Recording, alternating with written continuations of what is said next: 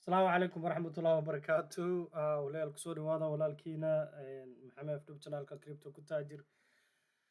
إن شاء الله قيبتان waxaan kusii wadi doonaa BTC iyo Ethereum aan isku dayo inaan si aan daqiiqada yar aan ku xiro alxamdulillah BTC waa ujeedaa I think video jaal kala ka soo hadlay weekly-ga ayaan zaid anigu ku adkahay daily-ga way ugu yar tahay maadaama nolosheedii iyo trading style-kayga iskeenayo waxaa rabaa inaan ila qaybsado chat-kaneeto aan fiirinayo oo haddeertaan aan daawanayo waa ogaa qoraal badana inta ku qoran line-kan ugu hooseeya iska daa waa line-ka long term-ka aan fiirinayo waaye but short term labada trend line meeshaaneeto ku jirto inta waxay u noqonaysaa resistance ay u noqonaysaa meeshaan koolana hoosena waxay u noqonaysaa support laba mid ay u noqon kartaa iyada waxay u dhismi kartaa hadhowti iyada inay noqoto ascending falling rising baalki muxuu ahay rising wage-na waxaa loo yaqaanaa dhaqdhaqaaq inuu saan u dhaqdhaqaaqdo ay saan samayso kor aad hadan hoos usoo jabsato ayaa rising wage loo yaqaanaa ama waxay noqon kartaa channel ayay noqon kartaa oo hadhowti ee dhaqaaqdo oo kor saas ee u dhaqaaqdo meelahan ay soo taabato oo isbedelo waxyariis dhaqaaqiisa so waxay ku xiran tahay where will the high go the high aniga ma ogaa kari target waan leeyahay targetka waxaan ku leeyahay 142,000 iyo 138,000 inta u dhaxayso ayaa target ahaan igu leedahay targetkaaseetono kan waxaa waa weekly-ga aan ku tusinayo inta laga fiirinayo waxaa igu jirto daily igu jirto guduudkan aad u jeediin meeshaaneeto waxaa waaye weekly-ga inverse head and shoulder madowgaana waxaa waaye daily-ga inverse head and shoulder daily-ga already waa lasoo taabtay targetkiisa wuu gaaray wuuna ka soo noqday so chart clean ah haddii aan ku noqdo waa kana mida clean ah kan clean miya yeah let's just use this one so haddii aan kaa tusiyo very quickly weekly-ga tan aan ka hadlooyo waa kana kan iga tir so this is what I have line meeshaan waaye you can bring it down haddii aad rabtid inta kaabsi inta meel aad taabsi kartid but just to make it much more cleaner waaye this is your shoulder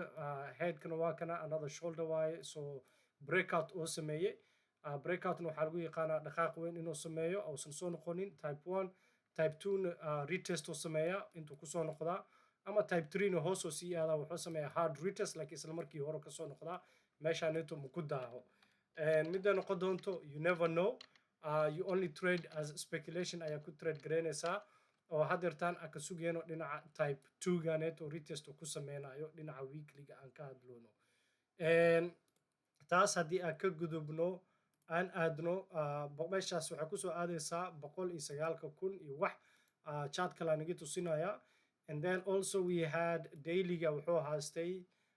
daily-ga haddii asigan aa fiirisid wuxuu haastay inverse head and shoulder yariisoo haastay oo targetkiisa oo mar hore ayuu ku gaaray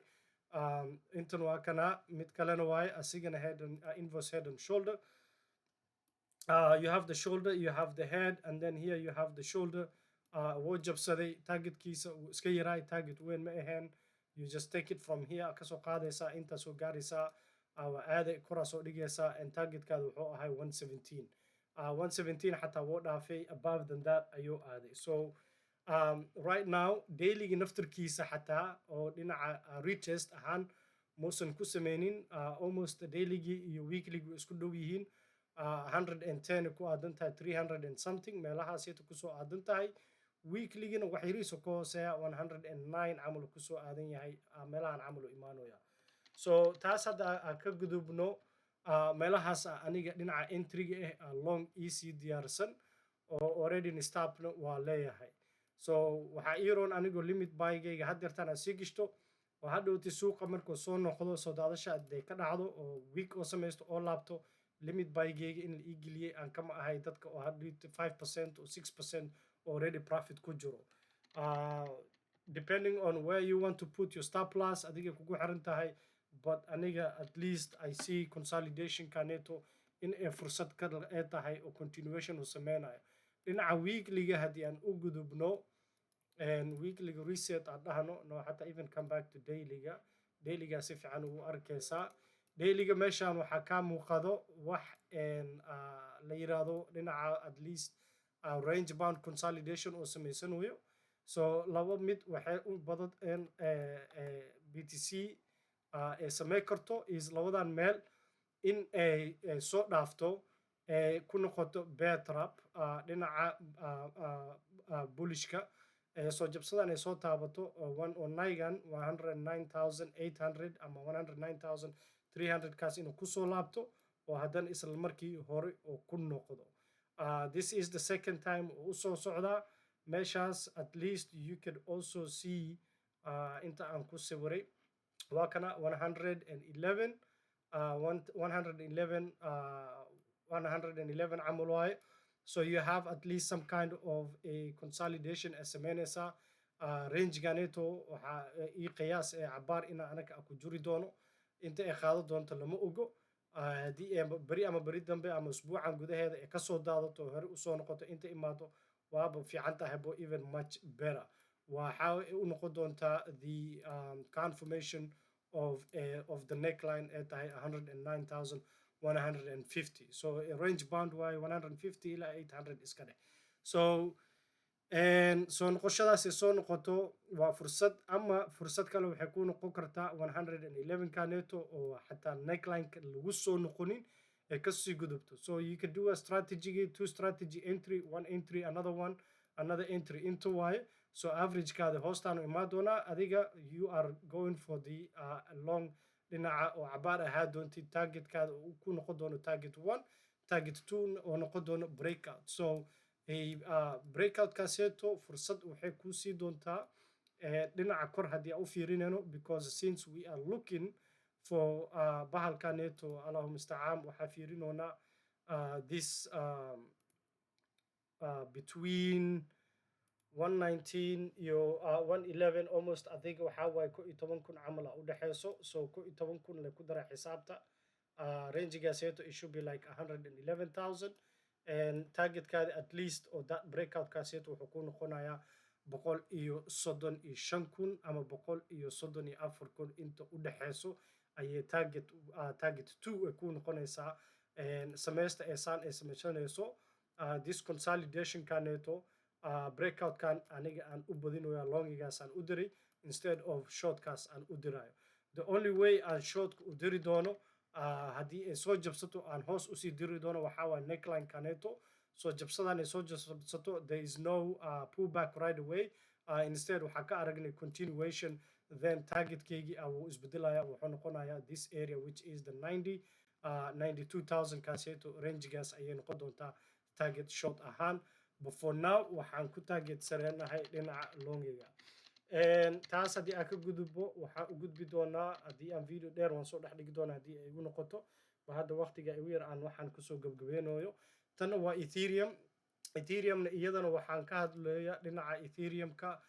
waxaa ku jirto CME gap. So gapkaneeto ay u badan tahay in lasoo buuxi doono sidoo hadda usoo socdo. In waxaa laga yaabaa inuu week ay ku noqoto waxaa waa between 4,800 4,080 ilaa adiga 4,107 ilaa hadda meesha uu taagan yahay. So wax badan kama dheero waa $40 ama $50 oo Ethereum soo doodatay oo hoostaan ay imaado retest ku sameyso. This is my buy in oo dhinaca longiga u dirayo. Target number 1 ay noqon doonto previous all time high break above kaaseeto wuxuu noqon doonaa a new all time high ayaan sii target gareynayaa. Chart kaaseetona waxaan ka samaystay meeshan ayaan usii diyaarsaday. Entrygeygii wuu sii diyaarsan yahay targetkeygii from this breakout. At least waxaa waaye that 100 this is the 9,800 kaas. That's at least that breakout ka oo inverse head and shoulder oo ku geenayo. Another thing as samey kartid is also just take the impulsive movement kaaseeta ka fiirinaysid. Waxaa fiirinaysaa 618. This is more conservative. Dhinaca safety-ga ayaa ka leexanaysaa. Safety-gaaseeto wuxuu ku siinayaa 1618 ka wuxuu ku siinayaa 7,337. Meeshaas ayaa target 1 ay ku noqon kartaa markuu breakout kan sameey karo oo ku sameeyo. Inta haddii aan kusoo galayo aan iskugu diyaarinayo target 1 breakout uu sameynaya. This is great hadduu soo noqdo dhib male take profit waaye. And this is the target 2 and target 3 na waa kaasa completely 100% waa ka baxay. And another alternative iskugu diyaarinayo waxaa waaye hey meeshaneeto supportkaneeto validation isii go above target 1 gaarsii take one per target 1 take profit or maybe retest waxay riisu soo noqda then breakout markuu sameeyo lacag kalan ku daraya another buyer sameyna averagekayga intuu kasoo qaada dhexdaan u keeni doonaa about 4,500 or 600 camal u keeni doonaa and this is now going to change to my target 1 kaygu isku bedeli doonaa not my target 2 and this is going to be my target 2 iyo wixii ka dambeeyana waxay noqon doontaa target 3 saas ayaan iskugu diyaarinayaa dhinaca BTC and Ethereum fursad waaye ee hadda soo laabanayso and fursaddaneeto anigana I see as an opportunity oo la iskugu diyaariyo oo at least limit buygayga aan samaysan doono inta aan suuqaneeto aan sugi lahay oo hadhowti daadashadaas ka mid noqonayn a break below this thing and meesha iska ilaalinayo is the 3,350 ganeeto oo soo daato oo hoostaneeto oo sii jabsado then I'm targeting at least 2,800 kaneeto ay target ii tahay where is the 2,800 this is the target right here so this is my target rangegan ii noqon doontaa hadhowti markii haddii ay noqoto break below this shoulder hoostan haddii ay usoo jabso which is 3,500 kaseeto then I'm all targeting all the way to 2,800 and 3,500 ii noqonaysaa so in between this ay noqone ka dhex raadinayo opportunity badan and we know already Ethereum dhinaca dominanceka waa kana tana hore aan kasoo hadlay retest oo sameeyey so it got rejected here so again you see that it got rejected rejection ayuu ka helay sooner or later this thing waa breakout uu sameysan doonaa breakout kaaseeto waa tan iskugu diyaarinayo and BTC dominance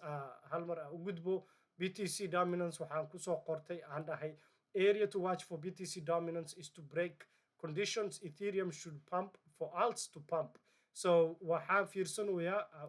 aan daawanayo is this price waxaa ujeeda already 618 to 60% waa lasoo jabsaday break below waaye weekly close above hadda maybe retest and then hoos usoo noqo next target is the 0.5 so these are the two places aan ilaalsanayo dhinaca dominanceka ee altcoinska aan ku talagalayo dhaqaaq fiican ee samayso doonaan also shuruud waxay ku tahay Ethereum in iyadana ay jabsato kor u sii socoto without Ethereum ay dhaqaaqayso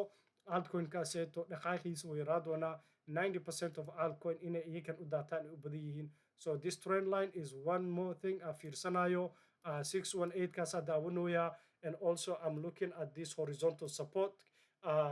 618 already waa lasoo jabsaday 0.5 kana daawanooya aan fiibkiisaan ku sugooya also 50% retracement aan sugaya this retracement support intaadan kor waxyar u noqonaya we are going to see some kind of rejection so taas waa tan aan iskugu diyaarinayo dhinaca altcoinka oo trade aan ku galayo and lastly maybe shortly inshallah our Solano Solano is also another one and la socdo and waxaa ilaalsanaya iyadana another fursad waxaa ka ilaalsanaya long dheer this is a positional trading waa tan aniga aan ka raadinayo meeshaneeto is 139 139,000 aan ku sugaya as a buy order haddii ay gasho waa gashay haddii aysan galin ma galin I'm not in a rush I don't care and so you can either laba mid aan samey kartid waxaa waaye buy order 150 buy order 1 buy order 2 138 so labadaas yeeto averagekaada wuxuu ku keeni doonaa maybe 143 camal ku keena ama 44 depending on leverageka aa ku galaysid those are my limit buys and buy orderka ee igu sii fadhiso because we are expecting baalkaneeto the Ethereum kaaseeto ee dhaqaaq fiican ee sameyso and we are waiting for this right shoulder kaneeto which was supposed to be waxaa laga rabay inay noqoto inverse head and shoulder saan laga rabay inay noqoto haddii ay tan noqon lahayd dhinacan ay soo jabsan lahayd targetka wuxuu ahaa lahay 32 haddii aysan jabsanin invalidation ay ka dhacdo meaning like saanay samaysatay and then it went up but it didn't come back down inta meelahan sida hadda camal ee ka noqotay and this shoulder kaneeto ay kor u jabsaday that's why I have a question mark on the second shoulder then targetkayga wuxuu noqonayaa 420 target 1 and then target 2. This is probably the final target exit keygii ayay u badan tahay instead of aniga aan target garey lahay way above than that. I don't want to go high risk marawi inaan sameeyo the highest risk that probably you can do is 272 gaseeto shanta boqol, but I don't want to gamble that. This is qamaar waaye. I don't want to do that. At least waxaa rabaa aniga inaan ku socdo dhinaca technical keyga aan ogahay inverse head and shoulder invalidation oo ka dhaceyso target as a 420 ama 1618 ka 417, and those are my targets. 90% ka ama even 80% exit aan ka leeyahay insha allah biidni lkarim ee faa'iido fiican igaaga soo saari doontaa. cabaar ay qaado doontaa. It's not one day, so it's for months. Maybe maxay kugu qaadan kartaa 4 bil 5 bil 6 bil ama even 3 bil ama sometimes waxay kugu qaadan kartaa 3 weeks. So waxaan degdeg ma ahan, waa very positional trading, long term trading waaye. And inshallah video kale oo wax yariis dheer aan soo dhex dhigi doonaa. Asalaamu calaykum waraxmatullaahi wabarakaatu. Waani wada salaamay meel kastaa joogtiin. I hope you get to share, like the video, and walaalaheena la qaybso waxaad yaa ka baratid. Jazaakum allah khayr. Haddii aad wax ka barin oo aniga aad rabto wax inay igula darsatid, put it down in comment-ka. haddii aad u baahan tahay wax inaan ka bedelo ama wax aan kusoo daro arab inaa arabtid inaan kula qaybsado meesha ila socodsii khayr aan wada dhaafi. Thanks for watching.